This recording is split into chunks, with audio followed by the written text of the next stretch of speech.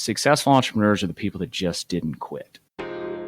Hello, I'm Peyton Squires, and I'm the host of the podcast. This podcast is for those who are dissatisfied with where they are at in their life and career currently. I used to be one. When I got out of college with my master's degree, I started working in banking. I eventually moved to a Fortune 500 company. I quickly found out being an employee was not for me. I was bored out of my mind and did not like it whatsoever. Something eventually lit a fire under me. I started studying for the CPA exam, listening to podcasts, and reading books every day. By doing that, I had passed all 4 parts of the CPA exam in 8 months and quit my job. I opened up my own tax firm, having never been paid to do someone's taxes before. That was in 2014. Since then, I've consistently grown my business. Had a lot of success in other business ventures, including real estate, property management, among other things. And now, I'm looking for a new venture. I want to help inspire you and other entrepreneurs to achieve their potentials and dreams, as well as learn from the stories of these entrepreneurs as to see what has gone well and what hasn't gone well for them. Let's go create a bunch of healthy, wealthy, and wise entrepreneurs. Welcome back to the podcast. This is Behind Their Success. I'm Peyton Squires, the host, and today we have a special guest on with us. We have Ericka Nicole. She took a chance and quit her career in forensics to build a luxury skincare brand named Silkenn. She is also the host of Behind the Silk, a podcast dedicated to helping busy millennials, which I'm definitely one of those, explore different self-care practices and prioritize themselves. Welcome, Ericka. How are you? I'm good. Thank you for having me. Yeah, absolutely, Ericka. So, in your intro there, you talk about leaving your career. Give us a little background about yourself. So kind of where you started and how you got to where you are today. Yeah, so my background is actually in forensic science and pre-medicine. That's what I went to school for. My plan was to become a forensic coroner for the FBI. That was my dream. So I did what anyone would do with a forensics degree, went into crime scene, quickly realized that it is not what I thought it would be. Crime scene is a lot smellier than you may think and how they make it look on TV. So I pivoted into lab work. I got into clinical toxicology for a little bit. And then I just realized that I wasn't feeling fulfilled. It just wasn't what I thought it would be. And then I was introduced to this concept of entrepreneurship. And I was like, whoa, what is this thing? To be able to have this impact on people outside of just my career. I think that was the biggest reason I wanted to get into forensics, was to help people, right? I mean, exonerating free people, putting bad people in jail, giving families closure. It was the impact of it all. And then once I realized that I could have an impact in another way, where not only could I have the financial freedom to do certain things, but also have the platform to help people in a certain aspect, it just changed my entire perspective on what was possible. Yeah. Drawing to the forensic science, was it all the forensic TV shows? As a kid? Yeah, it was. Growing up, I used to watch whatever my grandma watched on TV. That's the era I came from, before we had tablets and smartphones and we can watch everything else. So CSI, Monk, Matlock, Murder, She Wrote. I mean, the classics, Right. That's cool. So you got your degree. What was kind of the tipping point that, you say you weren't feeling fulfilled? I guess you were in a career there, or some kind of career path. What was the tipping point, or were you, I guess, finally got brave enough or strong enough to make that decision to leave? Yeah, it was literally a light switch moment. When I tell my story, I tell people not to follow my path nor my advice, because it was completely reckless and irresponsible. And I remember going into the lab one day and someone had called out of the lab. And, when you have to have a certain amount of people in the lab at a certain amount of time. So they were asking me to stay longer than I was supposed to. And I don't know what it was in that moment where it just switched. And I was like, I have had enough. And I remember just like storming out of the lab. I went into my car. I called my partner at the time, and I was just like, I can't do this anymore. I'm quitting tomorrow. Like, I'm over it. Just went on this whole tantrum, so to speak. And my partner is typically the more calm one. I was expecting him to say, it's all right. We'll talk about this when we get home. Don't worry about it. You're just upset. And when I said I'm going to quit tomorrow, he was just like, okay. And I was like, oh, okay, that's not how I expected this conversation to go, but all right. So I went in the next day, I put in my 2 weeks, and I was basically living off of my savings. I decided to take a sabbatical. We traveled for the remaining 6 months of that year. That was back in 2019, and just never looked back. And honestly, one of the best things I could have done. I mean, being out of your environment, leaving, traveling, again, very financially irresponsible, had no job lined up, no plan, no idea what was going to happen. But I got so much clarity during those 6 months of like who I really wanted to be and what I was doing and why I was pursuing this career anyway. What was my motive? Like I had so much free time to really think about the person that I wanted to be and the impact that I wanted to have. And I don't think I would have had that clarity had I not taken that sabbatical, if you will. Mm. Yeah. I think as busy entrepreneurs, I think that's one of our biggest problems really is that, and I'm learning and implementing this some in my life. I'm going through some training and kind of self-development stuff where you set aside 2 times a week, actually, where you just sit and think for 30 minutes to an hour, kind of just however long you go. And that is, like you said, to your point there, is to just create some clarity. We don't realize like how fast our brain is running and going from task to task and not necessarily, you can just miss the big picture, right? It's so important to take that time to step back and get clarity in your life and take the time to see. And once again, I don't know, we might need to change the name of the podcast to like self-awareness, but everything I ever talk about on this podcast is like, you took the time to become even more self-aware. And it's hard because that's not how we were brought up, most of us. That's not how we were trained, in school. We all know schools train you to be a worker. They train you to be an employee. So when you take this risk or take this pivot that's different from the norm, it comes with a lot of resistance as well. When I quit my job, I did not tell anyone that I quit my job. I mean, like when my mom would call me, I would still text her like between my working hours, like, hey, like I'll call you later, like trying to keep up this facade because I knew it would not be received well, especially because, we put all this money and time towards your education. And now you're telling me you're not using this degree that we sacrificed to put you in school for, especially also having immigrant parents as well. It's like, oh no, that's not an option. Yeah. But sometimes you have to take the risk and just trust your intuition. And you're like, you know what, this is what we're going to do. And you have to be mentally strong enough to also handle what comes along with that.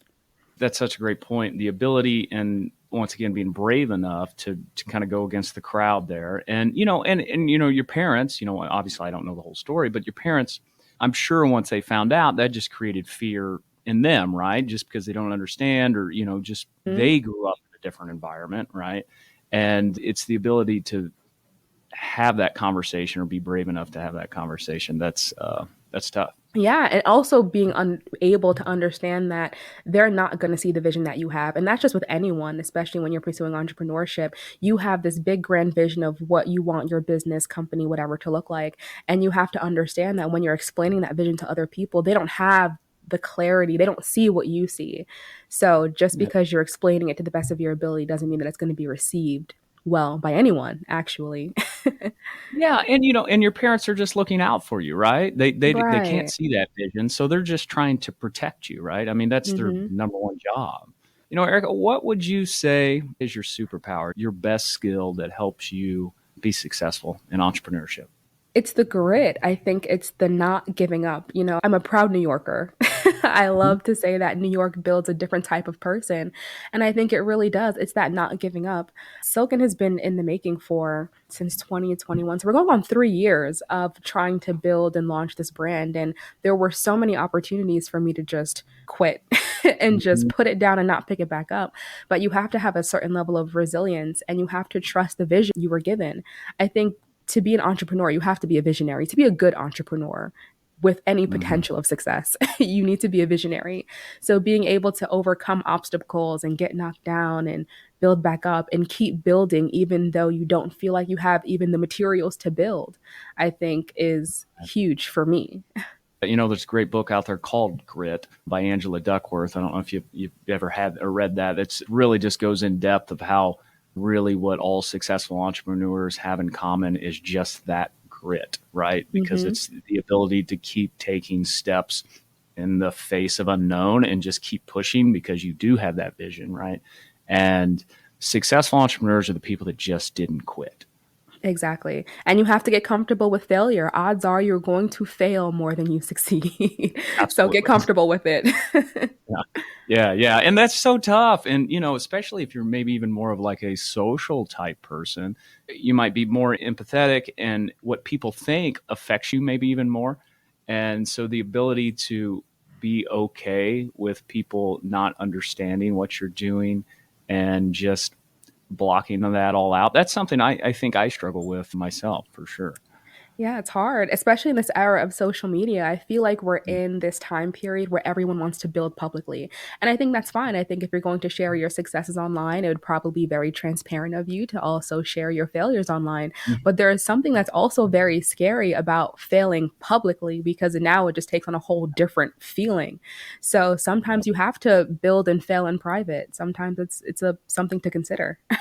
Yeah, and I think the overarching way to think about that is just like not have your identity wrapped up in the success or failure, right? Have your Right. identity, and where you get your self-worth is from the grit or the ability to keep pushing, and have your self-worth tied up in I'm the person that just keeps going. Now, the outcomes, I can control those to some degree, but like any certain outcome, any certain success or failure certainly doesn't define me. Absolutely. So, what would you credit as the best decision you've ever made, entrepreneurially speaking? Investing in a brand strategist. So let's rewind and give some context, right? So I took the sabbatical, end of 2019, boom, 2020 happens. Now here comes COVID. Who would have thought we'd be Right. entering a pandemic? A longer sabbatical than I thought I'd be on. So Right. that time period kind of goes on. And 2019 was also a rough year prior to quitting my job and taking the sabbatical. I had a very traumatic loss in my family that really kind of just set the tone. So I just felt really lost during that period. And I think that was the main reason why I was like, I need to go and kind of reassess and realign.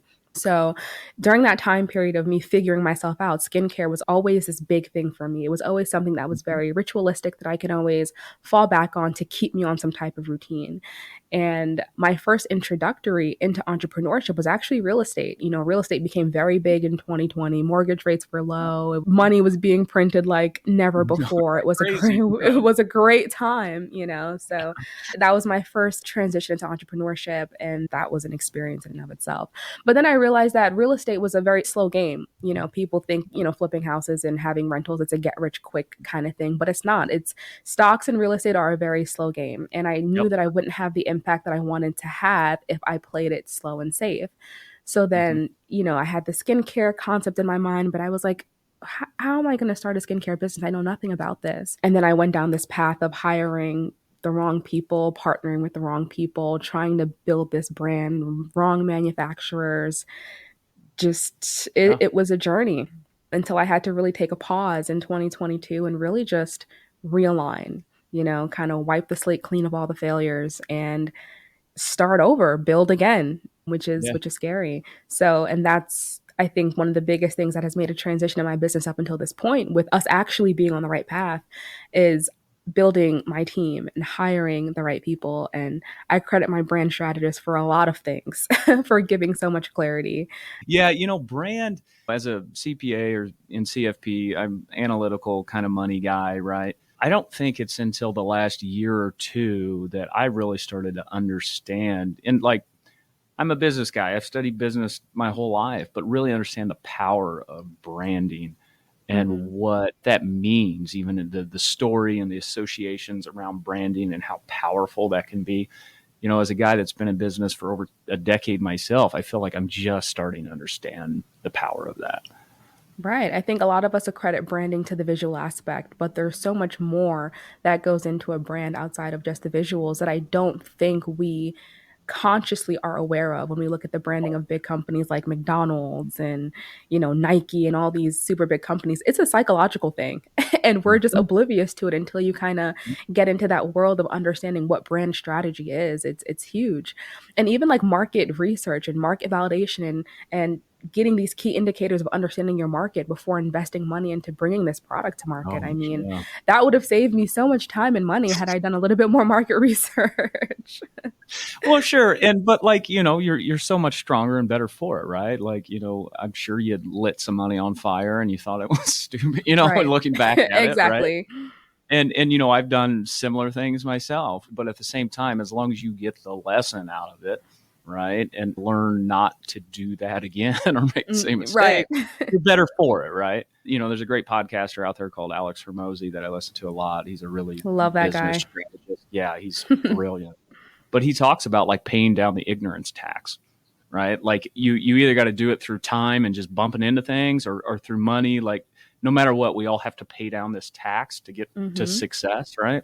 And, wasting money on hiring bad people and mistakes and whatever, that's just your ignorance tax, right? Absolutely. And I think there's this big transition of business owners post-COVID where, money was being printed, everyone was starting a business. There was just so much noise in the space because businesses were taking off more than ever before. Businesses were overvaluated. You had so many startups IPOing in their first year. I mean, there was this big boom of e-com, and now we're kind of coming off of that high and coming back down to reality where for you to succeed, it's not just, drop shipping or throwing up a website. You have to build a brand, and having to shift that mindset of that time period into like reality, I think is a hard switch for a lot of new entrepreneurs. And I totally agree. When you see boom times like that, or where money's basically free, right? You could have gotten hundreds of thousands of dollars of loans at basically 0% interest. I mean, like the money was getting given away everywhere. Right. And that's when you see all those spikes. You see all those spikes in real estate. Like as an accountant, I deal with a lot of people in the real estate industry, and everybody became a realtor, was trying to buy houses because they see the quote easy money. But the problem is those times don't last. And then when you get into the more lean times, you get out of that boom, then you see all these real estate agents start dropping out of the market, Exactly. right? But the people that had real estate agents that had built a brand, had been through several market up and downs, they didn't really have any problem. And going back to paying down that ignorance tax, being able to, when you're building, you have to pay to play. And I think that's something that a lot of people overlook too. Again, you're either going to pay with your time or you're going to pay to find someone smarter than you. It's a very interesting dynamic. Yeah, there is no free lunch, right? It's you got to pay in some way, whether it's time or money or whatever it is. It costs something. Exactly. And it's not a fast process. We talk about here a lot too. It's just showing up, right? And showing up day after day and putting in the work and build. And then you do that long enough, you'll fall into some luck, right? It's they just talk about luck as the combination of like preparation and opportunity coming together, right? If you're not prepared, you're not going to be able to take advantage of that opportunity. Exactly. And if you didn't go through the journey of failing and learning and rebuilding, when we have these down markets and these downturns, you're not going to survive because you didn't go through the training. You don't just go to the gym and just start bench pressing 200 pounds. You have to work your way up to that. So when these down times come, you're prepared. You have the tools in your arsenal to get to the other side. So tell me, 2019, Ericka, what would you tell her right now? Best piece of advice you could give her? Wow, that's deep. Keep going. Just keep going. It's going to be okay. Like I said, it's been a long journey. So many adversities, from quitting my job to COVID to hiring the wrong people to, I've lost so much money, so much money. It's actually disgusting. I don't even disclose the amount because it's disgusting, but trusting the wrong people, hiring fake business coaches who were supposed to teach you something but they don't, hiring the wrong marketing agencies. And it's just been a lot. And it's just, you got to keep going. And eventually, because I think this is the first time in my business where I see a path forward, where I can finally confidently say, oh yeah, I can see how this is going to work. And yeah, it took 3 years in the making. When I expressed that with people, like, you've been working on this band for 3 years. Like, yeah, this is the beginning stages. So just keep going. It's going to be okay. Yeah. Sometimes you just have to take the first step. I think sometimes we think we have to have it all figured out. You have to have this 10-step plan. But no, sometimes you just need to look at step one. How do I get from point A to point B? Okay, great. Now I did that. Now, how do I get from point B to point C? I talk about chunking down our goals all the time on my podcast. But once we start chunking down our goals, it makes things seem so much more attainable. So if I'm just starting a business and I'm just like, okay, how am I going to make this $1 billion business? I may never start. But like, how can I get to my first $10,000 month? let's start with some smaller goals and kind of work our way up. Yeah. You talked about, you're 3 years into building a brand. And in my experience working with lots of entrepreneurs, like year 3 is about the first time you start to get traction even. And that was in my business. My first 2 years were just kind of like, and it wasn't until year 3 of getting, 3 years under my belt of putting in the work and building the network and making the connections that finally you start to see a little bit of that exponential growth, right? Like, and you come to compounding, right? Just math, that things start out extremely slow, right? Yeah. Compounding, it's just like nothing, like you barely notice. And then you almost hit a tipping point and it takes off. And I think when we see all these people going viral and all these businesses exploding, some of these people are overnight successes, right? I mean, TikTok is a thing, but there are some people who've been putting in the work 3, 4, 5 years before whatever they were working on took off. But we don't see that. We ignore the plateaus, we ignore the journey, and we forget that this person's been making content for the past 5 years. We only want to acknowledge the fun part, which is the exponential growth. So you have to pay your dues. Some people on social media, how they market entrepreneurship as this cars and houses and success, but they don't show the real background of it, right? The real struggles. They're not being fully authentic. Absolutely. The working 9 to 5 and then working 5 to 1 a.m. Yeah. Like it's a real grind, and the sacrifices and the financial strains that come with trying to start a business and setting realistic expectations that it's not a quick process, $1 million in 90 days. Okay. Let's be honest. Let's be honest. Yeah, you're setting false expectations for people that don't know, right? Like they haven't been through it before, so they believe that this, there's some magic formula and it's easy and whatever. Nothing worthwhile is easy. Exactly. There's also a balance, right? Because I do believe in paying your dues and putting in the work, but sometimes you have to pivot, which is awkward. Sometimes you also have to know when to drop the thing and move on to the next thing. It's a hard thing, and it comes with discernment. But that comes over time as well. If you ever watch Shark Tank, you see Mr. Wonderful, and he'll, just coldly tell somebody to take their business out behind the shed and shoot it. Right. It is a fine line of there's grit, and you're never going to build anything without pushing through a million obstacles. But then there's also being able to be a realist and understand, maybe this business is just, there is no path forward. But that discernment you talk about, that can be tough at times. Yeah. When you are a solopreneur, you're a founder, your brand, your business is your baby. You've dedicated so much time, money, learning, just so much into it that it's hard to not be emotionally connected to your brand. But you still have to be able to operate your business as a business. And after a certain amount of time, if it's not making dollars, then maybe it's not making sense. Yeah, right. Yeah. I mean, there's obviously something broken, right? You have a broken business model, and, there could be a million different reasons as to why, but find out what the problems are and understand whether you're willing to fix that or there is a practical path forward, but also not just be quitting because you're just too scared, right? Exactly.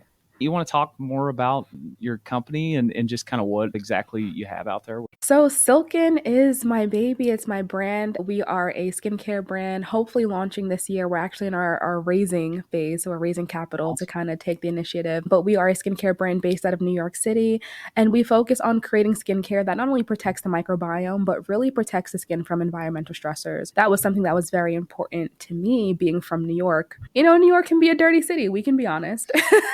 And I've realized that even when I was traveling and doing the bulk of my traveling, my skin would behave differently in different areas. So if I was in the drier climates in Arizona versus maybe more humid climates in the Caribbean versus being home in New York, like my skin would behave differently. And that's what really interested me in skin dynamics and understanding how the skin works and is composed. And then I have my pre-med background to kind of support my theories and my studies. So But our brand is really for that city girl, city boy, that urban dweller, the frequent traveler, that go-getter mentality. Those are the key values that our brand really caters to. And it's been a journey to get here, going through the R&D process and finding good manufacturers and finding manufacturers in the United States, which was very important to me. I wanted to make sure that we were formulated here close to home, that I can go visit the lab and be very collaborative and involved in the process. I know some founders are very hands-off. They're kind of like, this is what I want, find someone to go make it. But it was very important to me to be very ingrained in the process. So going through all of that, and then, there's things that you want to go overseas for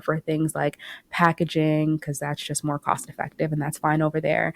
And then there's just so much that goes into building a skincare brand, I guess, that I also didn't realize, like all of the testing and the focus groups and then dermatology tested and the packaging testing. Can this product go into this packaging? And it's been a learning curve for sure. But I think we're finally at the tail end of having it kind of figured out, and we are growing, and I now have a solid team of people that I'm really confident in because we're doing the damn thing, and we're flying the plane while we're building it, and we'll just see where it takes us. Oh yeah.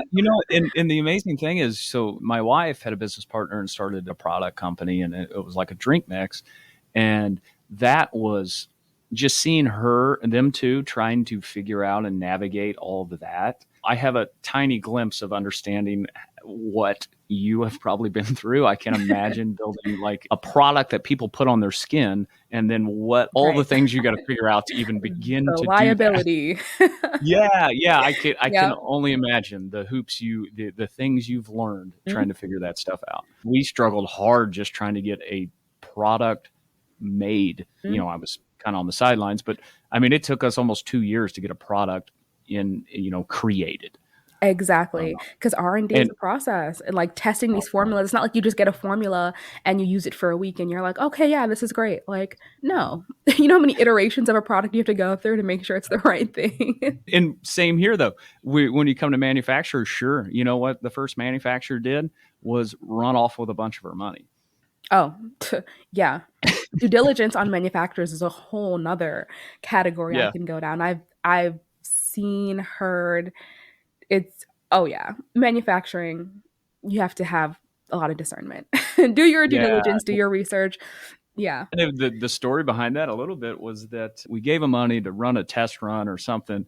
And then as soon as we turned over the money, they said, hey, we're about to close. We're not sure we can stay open. We're trying to get loans to stay open. I'm like, you didn't let us know that until you got the money, right? Yeah. I had another horror story. There was one manufacturer, I won't name them. I probably should so people don't work with them. But they're out in the towards the West Coast. And I was like doing due diligence on them, and I was talking to the guy, and he was giving such good feedback. And I was like, wow, like it seems like he knows what he's talking about. And something really just prompted me to like Google the company, like just in depth, and like lawsuits and da da da. And I typed into Google, and all this stuff came up: pending lawsuits and foreclosures and class action suits. And I was like, whoa. Yeah. And we were discussing like a good amount of money, like maybe like $20,000 at the time. And I'm like, oh my goodness, people are crazy. So yeah, that discernment. So Ericka, what's the best way people can connect with you? They like what they hear. They like your brand. They like you. What's the best way they can interact with you? Yeah, so the timeline for the Silkenn launch is TBD. We're raising capital right now, hoping to launch by the end of this year. But if you want to follow the journey and sign up to our wait list and be the first to be notified of all the fun events that we have coming up to promote the brand, you can go to silkennco.com and sign up to our wait list. I also have a podcast where we take the conversation from the outside to the inside, and we talk about self-care and prioritizing yourself, called Behind the Silk. And you can follow us on Instagram at Behind the Silk Pod. And if you like me and you're interested in me, you can follow me at the Ericka Nicole. Ericka is spelled Ericka. And we have a good time on Instagram. That's my most active platform, but that's my name across all social media. Awesome, Ericka. Well, it was great having a conversation with you. I can tell you're going to do some big things. You're confident, strong. It was just a great conversation and getting to know you a little bit. Thank you so much for listening to the podcast. If you found it valuable, please rate, review, and share it. That is the best way to help us build this and reach more people, as we're trying to accomplish our goal of help creating more healthy, wealthy, and wise entrepreneurs.